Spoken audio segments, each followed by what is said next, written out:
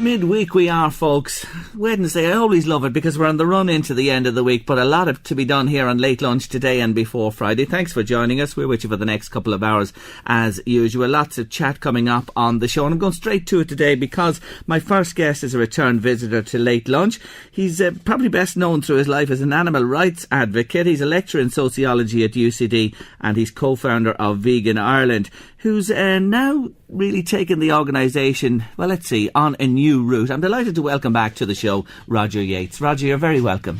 Yes, thank you, and it's great to be back, Gerry. It's great to have you. You're looking well as ever. I am, and I think I look better, thanks. You've just presented me, I have to tell the listeners, with 2 bars of vegan chocolate. What's this all about? Well, I did a couple of gigs in the UK recently, one in England and one in Wales, and the latter one was in Wales, and that was called Vegans at the Feast. There's a big thing in Conway in North Wales, and there's like a little vegan community there, and they were giving out all these bars of chocolate free. So I said to the organiser, could I take a few back? And she gave me 6 or 7 boxes of them. So, well, thanks, Roger. Yeah. We'll certainly road test them up in the office a little bit later on. Yeah. Did you hear that I tried, not vegan, but I tried the vegetarian life for 2 weeks recently? Oh, Roger, I struggled. Oh, I see. I heard that you'd gone vegetarian. Okay, so I did it for... This is a myth, isn't it? It's wrong. Right? No, it's wrong. I did for 2 weeks, certainly I did, and, you know, I went with gusto into it,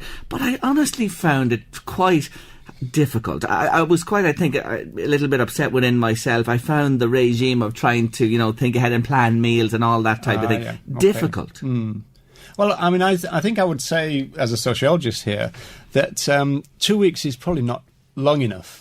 In the sense that one of the things that people need to realise, I guess, is that the foods that they like and the foods that they're familiar with, they didn't necessarily like at the beginning, you know. And parents do all kind of things to disguise the food that children then learn to love. And you know, many people don't like their first cigarette.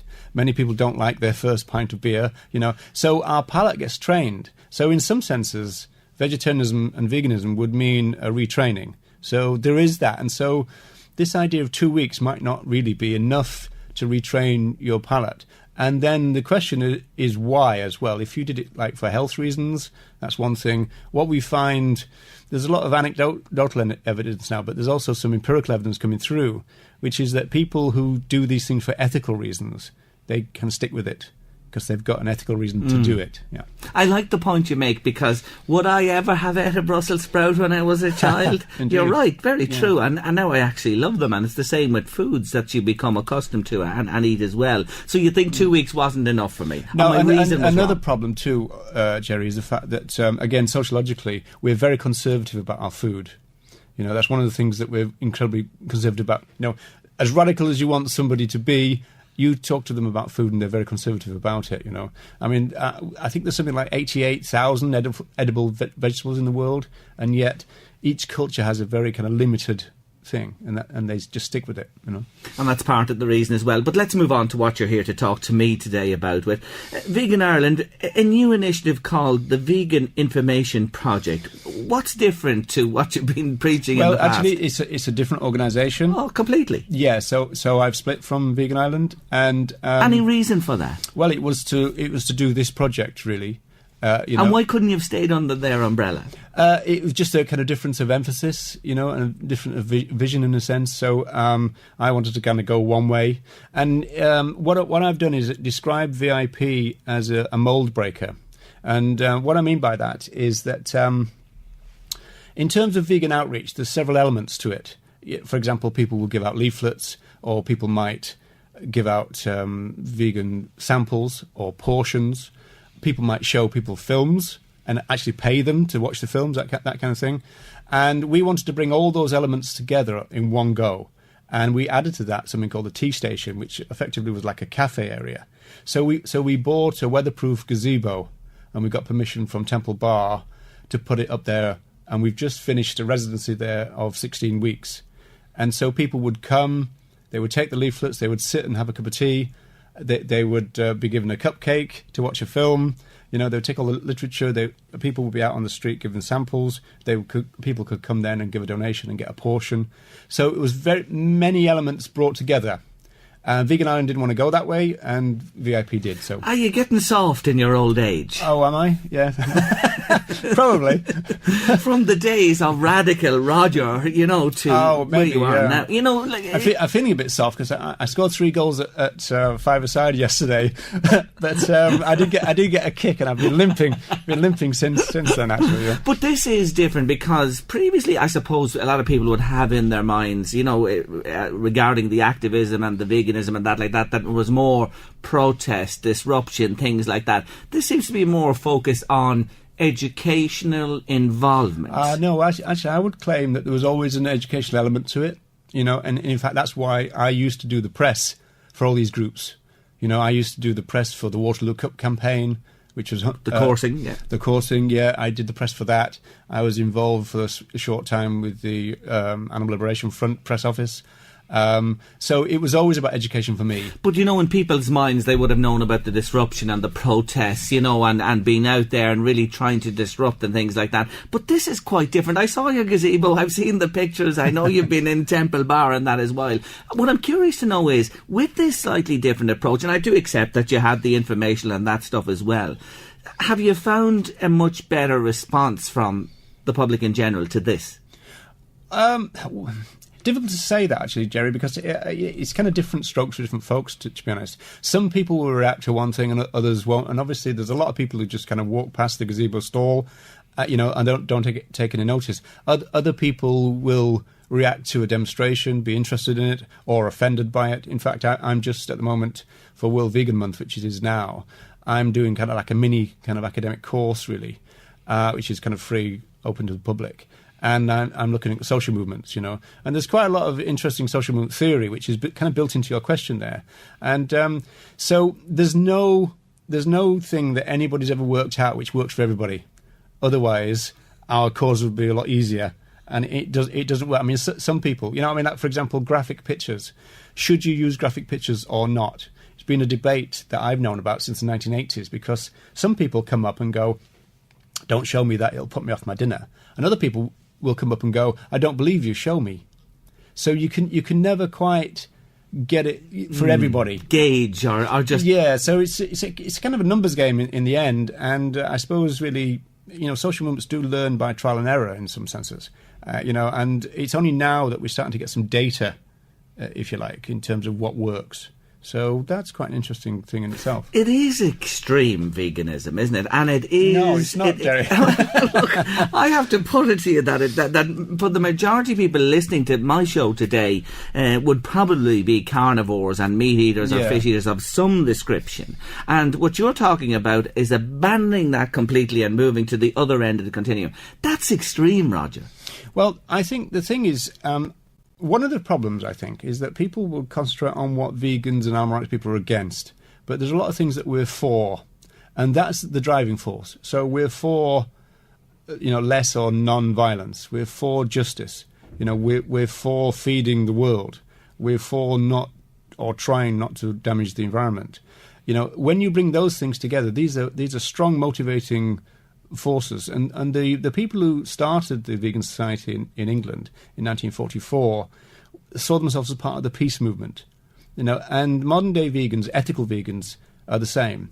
They see themselves as part of the peace movement, and really there is admittedly, you say extreme, I would say utopian element to it, right? And what that really means is that we do think that a vegan world would transform humanity, make humanity a lot less violent across the board, even humans on humans, if you like.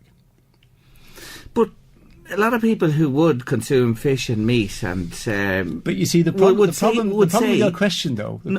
Just let me finish. Okay. Just listen to me on this. A lot of people who would consume meat and fish and that would say that they would have similar views to what you're after espousing there, that the vegan movement promotes.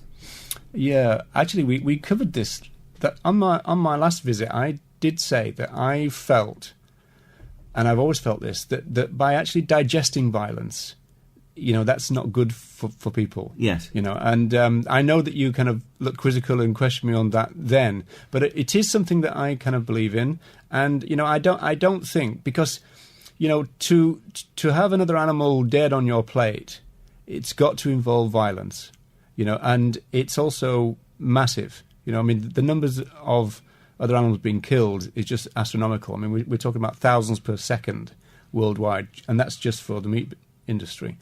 So we've got an industrial scale killing machine going, which controversially puts issues like the Holocaust into the shade in terms of numbers, just numbers. You don't distinguish between human life and animal well, of existence. course, I do, yeah, and in the sense that animal rights theory as a philosophy is actually quite a modest idea, and it does distinguish. For example, it tends to see human beings as moral agents, whereas other animals are seen as moral patients. So it does distinguish, and animal rights is not about getting human rights for animals. In some senses, animal rights is getting humans to realise that some of their rights are animal rights, and then on top of that, you build your human rights. So this is the distinction between positive and negative rights. Animal rights is about negative rights, things that to protect the body or to protect your life.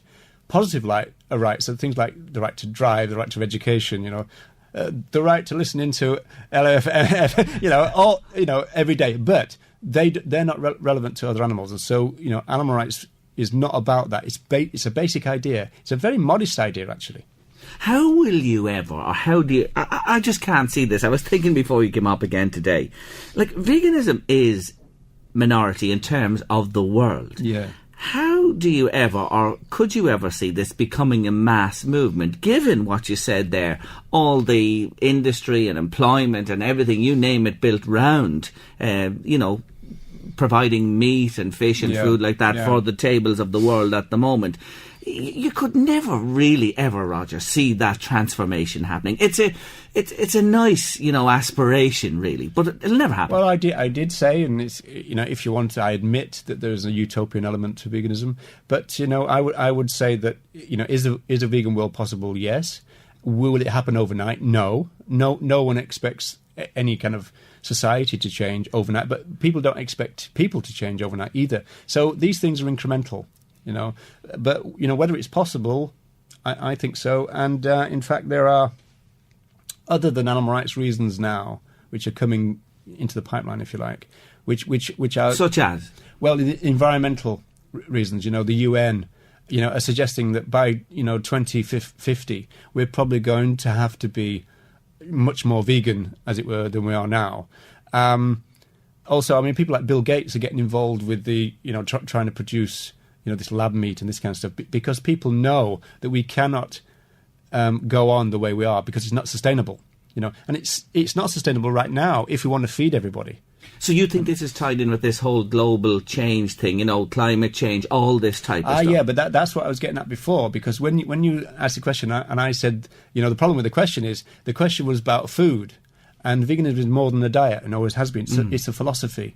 Now, the philosophy is focused on what I call human, non-human relations, but it's about humanity, it's about the climate, it's about food security. So it is an overarching kind of, general picture about humanity, how we should live or how we could live. But it's massively extreme. You don't eat meat. We've done this before with your fish or meat or chicken. You don't have eggs, seafood, mollusks and things like that. All this is out of the equation. It's purely plant-based. That's it. Yeah, it's a plant-based diet, yes. It's a plant-based diet with vegan philosophy on top.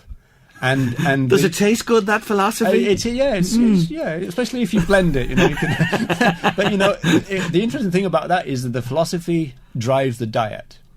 Yeah, and so going back to the origin of veganism, all the health experts at the time, even people who were vegetarian at the time, were saying to the new vegans, "You're going to die," and they kind of said, "Well, we'll risk it for a vegan biscuit," and they tried it out. Now it turns out that veganism is actually exceptionally healthy for human beings, and some people would claim that we are kind of natural herbivores. Now, that's a controversial claim, obviously, because most people think of ourselves as omnivores. The problem with thinking of ourselves as omnivores is people often get this kind of idea in their heads that means that we should have equal amounts. Whereas if you look back to early diets, the actual amount of animal produce was very low. Yeah, and so we can. I would say that human beings can tolerate a certain amount of flesh in their diet, but it shouldn't be much. And it certainly shouldn't be as much as most people are eating now, because that's the basis of most modern-day illnesses.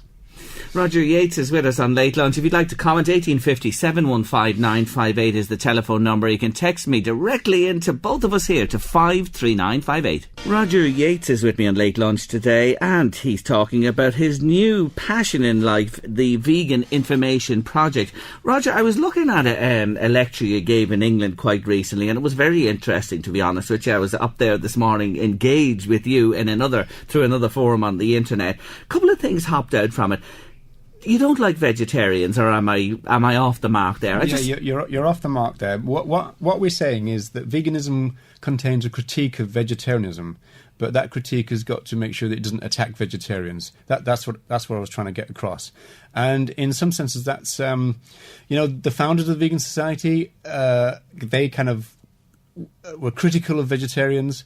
At the same time, they were trying to get a non-dairy branch of the Vegetarian Society. So there's always a relationship between the two things, but it's a critical relationship. One of the reasons for that is that there's something that a lot of vegetarians don't realise, which is that if you had a dairy-light meat eater compared with a dairy-heavy vegetarian, then if animal suffering is your criteria, then the vegetarian would be doing worse. Yeah, and this is because, for example, the dairy cow who produces the milk for the calf, and then we take the calf and everything else, and also the battery hen or the so-called laying hen, they can live for a year, maybe two years with this thing called false molting. The cow maybe live until she's 7, 8 before she's allegedly spent, right? Whereas the meat animals are killed relatively young. So in terms of suffering, the vegetarian could, depending on the precise nature of the diet, could be causing more suffering. Vegetarians don't kind of realise that. I said in that speech that you mentioned that vegetarians are ignorant. I didn't mean that they're ignorant people. See, I took it literally. Oh, right, okay. I meant that they're ignorant of the facts. And they say that time and time again. They say, I didn't realise the truth about eggs. So are you saying that it's best to... I often look at vegetarianism maybe as a middle ground to veganism, or a halfway house. Wrong? Well, of course, strictly, vegans would say vegetarianism is one form of animal use. Yeah. Now, I think that traditionally, in the animal movement, if you like, broadly defined, you would get a situation where people would go, well, I'm sympathetic, so what do I do? And they would say, well, go vegetarian. I'll go vegetarian first and then think about veganism. The modern way is not like that now. What people tend to say is be as vegan as possible. And so you don't actually offer vegetarianism as a gateway in the first place. At the same time, nobody expects veganism overnight, and so it's incremental. So when you say be as vegan as possible, that means that people could be vegetarian for a while. But the mantra would be as vegan as possible. Go the whole hog, as they say. You talk about animal welfare. Sorry for the pun there. But talking about animal welfare, I did pick up on something that you said, and correct me if I'm right, as they say, farmers don't love their animals, you said. Now, that's a massive generalisation. Well, it's interesting, really. I was recently on Prime Time, and there was somebody there who works in a fur farm, and they said that they loved their animals, but it was hard work, especially at skinning time. Now it's quite difficult, really, to put the word love connected to the idea that you artificially inseminate your animals, you bring a new generation into being, you mutilate them quite often, removing teeth or tails. You then fatten them, and then you send them off to the slaughterhouse. Now, to associate that with the idea of love, I think is quite difficult, to be quite honest. But I do know that farmers say that they care, they love their animals. At the same time, they're deliberately bringing them into the world to kill them. Yet I can tell you, I do know people in the farming community who are very conscious of the way they look after their animals. They mind them very well. They actually keep some of their animals for a long time in their lives because they do get close to them. And I was only with somebody yesterday, I don't want to spoil something that's coming up on the Late Lunch next week, who really cares about the animals he has. And he told me that when the day comes they are taken to be dispatched or whatever, it's the worst day that he has. Well, that's the other side of this coin, because, funny enough, I was talking to a teacher in Dublin about that, but also I was talking to an expert online, again, in one of my podcasts, Harold Brown. He was a beef farmer and now a vegan advocate. And he said there are lots of people who farm, and the reason they continue is because it's family pressure or it's tradition, these kind of ideas. But they don't like it. And they certainly don't like that issue of sending them away, which is why when I was doing my research, the foot and mouth thing was going on in England, and you had a lot of farmers kind of in floods of tears because they were seeing the slaughter, the thing that they didn't normally see. At the same time, they are part and parcel of that system. So it's not as though they don't know where they're going, you know.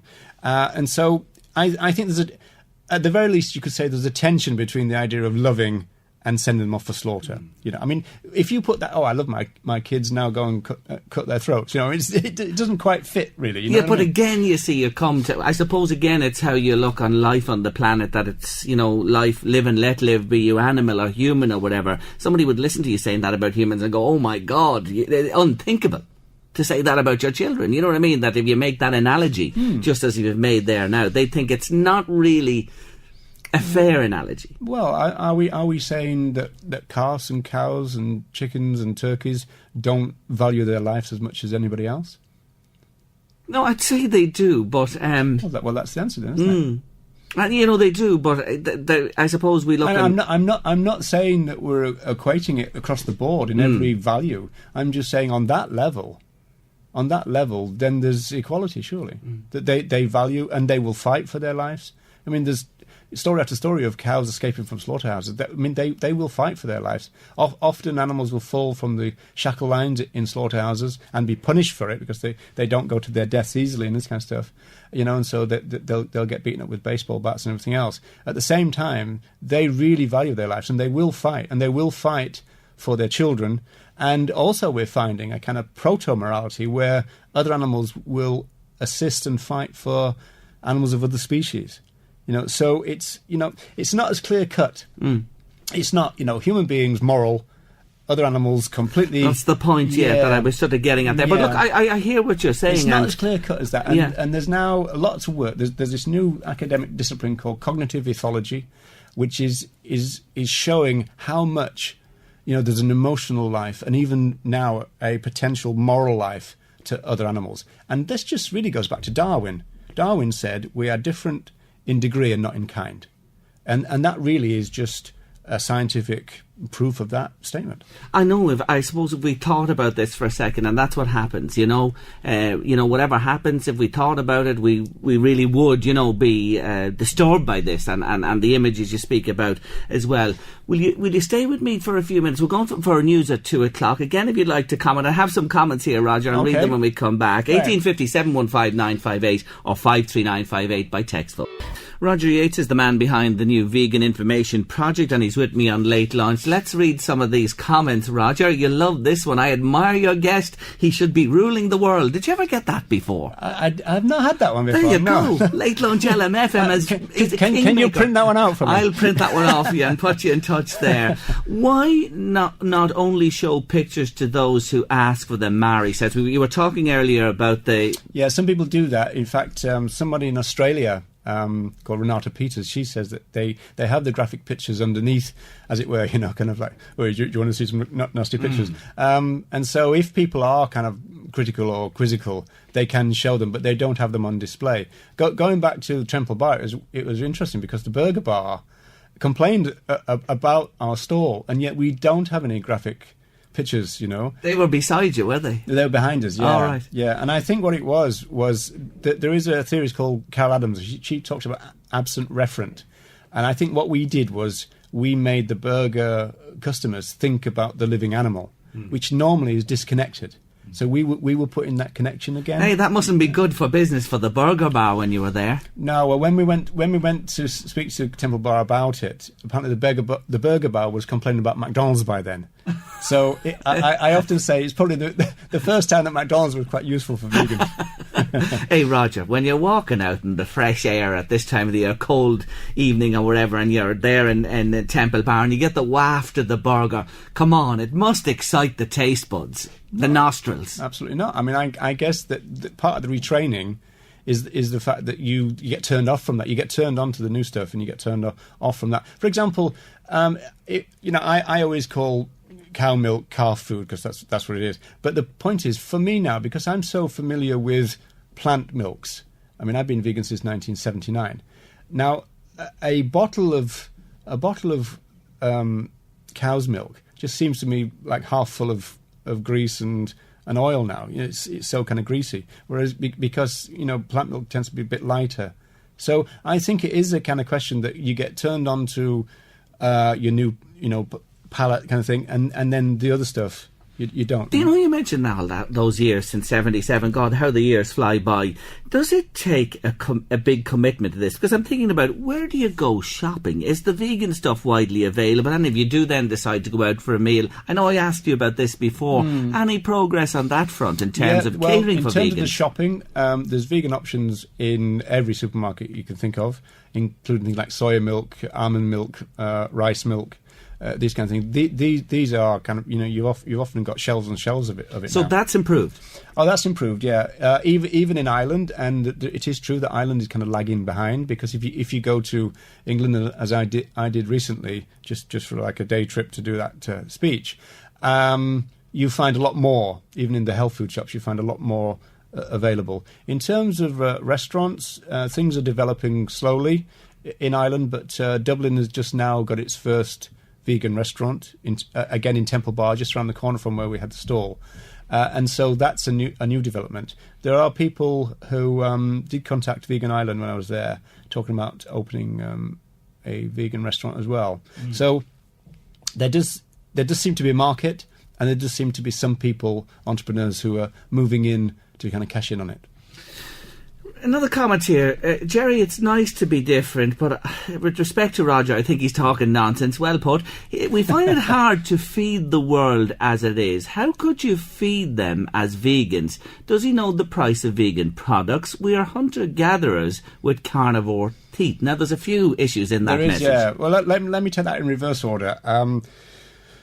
I actually dislike intensely the phrase hunter-gatherers, and we use it in sociology a lot. If you're thinking about quantitatively, then we're gatherer-hunters. And the modern way that people talk about it is foragers. So that's how these nomadic early tribes used to live. We would forage around, and most of what we would take in are nuts and berries and leaves, and we would have some animal produce that might be attached to that and everything. So you kind of like reverse that idea. The notion of carnivore teeth is, a lot is made of human canines, but they don't have the same use as a tiger's teeth. Plus the fact, some omnivores and some herbivores also have really large carnivore teeth, like gorillas, for example. So a lot of that could be for show, So it's not a question of dietary preference, Then, of course, we are also moral agents. So that means that even if you've got this equipment, we don't have to use it, right? So that's another issue.